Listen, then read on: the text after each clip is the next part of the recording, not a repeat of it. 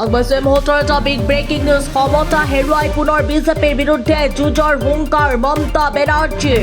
বিজেপিক ৰুধিবলৈ আমি একত্ৰিত হ'ব লাগিব। সকলো বিৰোধী মিলি গঠন কৰক বিৰোধী ঐক্য মঞ্চ। ঐক্যবদ্ধ বিৰোধীয়ে বিজেপিক ৰুধিব পাৰিব। টিএমচি নেতা কৰ্মীৰ ওপৰত অত্যাচাৰ চলাইছে বিজেপিয়ে। আমি পুনৰবাৰ জনাবলৈ চেষ্টা কৰিছোঁ এই মুহূৰ্তৰ এটা বিগ ব্ৰেকিং নিউজ।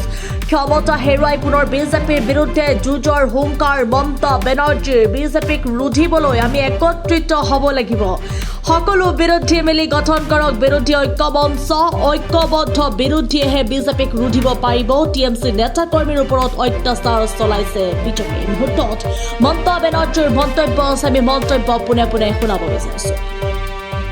আমি বাংলার যত রাজনৈতিক বিরোধী দল আছেন, তৃণমূল কংগ্রেসে থেকে আমি আবেদন জানাচ্ছি, যদি মনে হয় আবেদনটা গ্রহণযোগ্য করবেন, তা না হলে করবেন না, এটা আপনাদের অধিকার।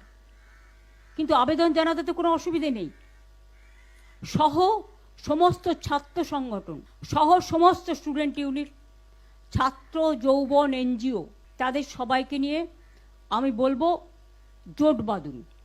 আমরা সবাই চাই একটা যৌথ প্ল্যাটফর্ম তৈরি হোক, যে প্ল্যাটফর্মে অল পলিটিক্যাল পার্টি যারা বিজেপির এগেনস্টে, এমনকি আপনারা যদি বলেন লেফটিস্ট, আমার কোনো ইগো নেই, আমি সবাইকে নিয়েই চলতে চাই, তেমনি বাংলাতেও আসুন আমরা জোট বাঁধি। যদি কেউ এ ব্যাপারে কোনো রাজনৈতিক দল আমার সাথে কথা বলতে চান, আমি 4টে থেকে 6টা পর্যন্ত অ্যাভেলেবেল আছি অফিসে, আমাকে জানাবেন, আমি নিশ্চয়ই আপনাদের সাথে কথা বলবো।